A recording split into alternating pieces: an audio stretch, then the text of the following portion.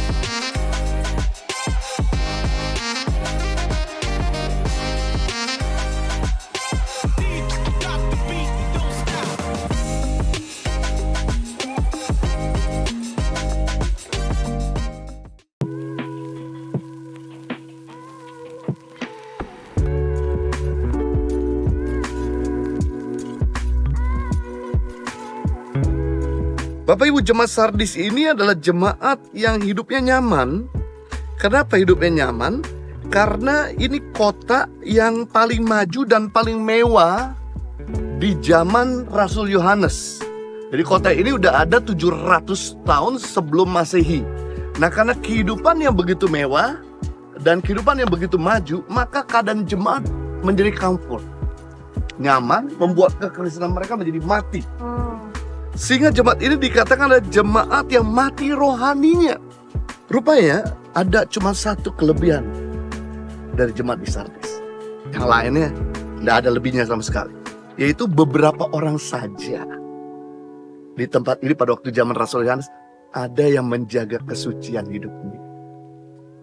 Yang menjaga dirinya dari pencemaran. Ini bagus sekali bahwa kita perlu belajar dari jemaat di Sardis. Itu dia mau mensucikan dirinya. Mensucikan diri itu artinya to set apart, dipisahkan. Katakan dipisahkan. Dipisahkan itu artinya dikhususkan. Dan semua barang-barang yang dikhususkan akan dipakai dalam perabotan yang mulia. Kalau barang-barang yang tidak dikhususkan, dia tidak akan dipakai dalam perabotan yang mulia. Sebagai contoh, barang-barang obral, siapa saja bisa pegang-pegang. Dia dipegang, dilihat harganya nggak cocok, dibuang lagi. Dipegang, dia lihat saya nggak cocok, dibuang lagi. Tapi beda dengan barang-barang yang dikhususkan. Dikhususkan, ditaruh di tempat yang terkunci. Kalau kita mau lihat pun, kita harus minta tolong orang untuk bukain. Dan kemudian harus menggunakan sarung tangan. Nah, Tuhan mau untuk kita belajar di jemaat ini, yaitu kita bisa mengkhususkan diri kita supaya Tuhan bisa pakai diri kita untuk hal-hal yang besar, untuk hal-hal yang mulia.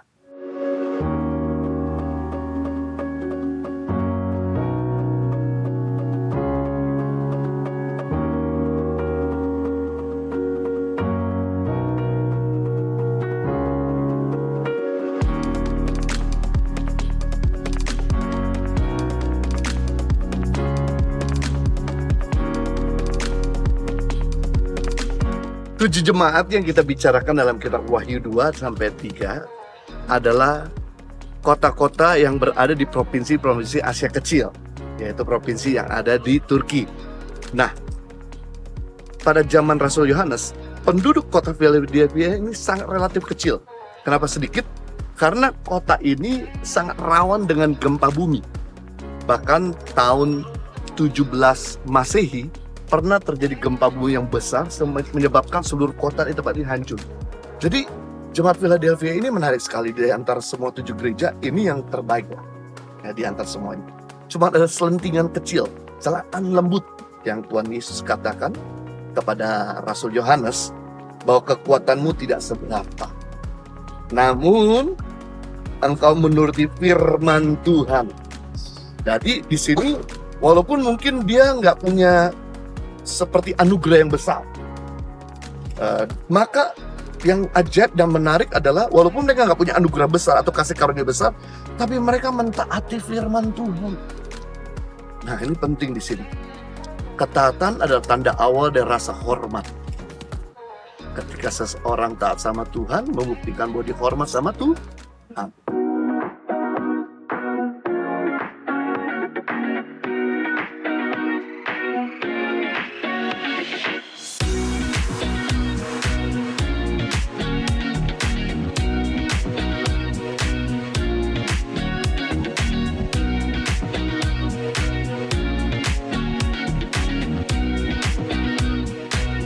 Oke, kita sudah ada di jemaat terakhir dari perjalanan kita, yaitu jemaat yang ketujuh. Jemaat apa namanya?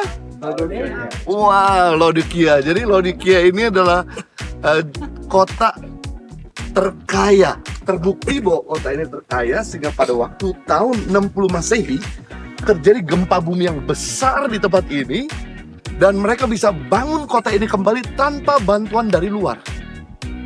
Wah, hebat kan? Saking kuatnya ekonomi mereka, kekayaan mereka, sehingga mereka bisa bangun kembali kota ini di tahun 60 setelah Masehi.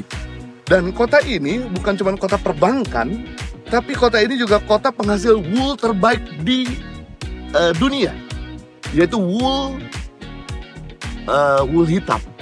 Kenapa? Karena kota ini adalah kota yang banyak rumput hijau, sehingga banyak domba-domba yang bisa hidup tinggal di sini dan bisa menghasil wool. Dan kalau di musim dingin suka sering kali bisa frozen, dan banyak di daerah sini juga yang salju, sehingga wool ini akhirnya bisa dijual sampai ke Eropa. Yang ketiga, kota ini adalah kota terkenal dengan sekolah medis. Ya, ahli-ahli pengobatan menemukan obat-obat hebat khususnya dari daerah ini, dan terutama soal pelumas mata. Jadi kalau masalah mata, katarak, soal retina, itu semua seluruh dunia datang ke kota ini untuk berobat di tempat ini. Jadi memang betul-betul kota ini kota yang terkenal dan kota yang kaya raya. Nah, karena mereka kaya raya sehingga terpengaruhlah jemaat di Laodikia. Sehingga mereka menjadi jemaat yang suam-suam kuku. Ayat yang terkenal sering kita dengar, betul?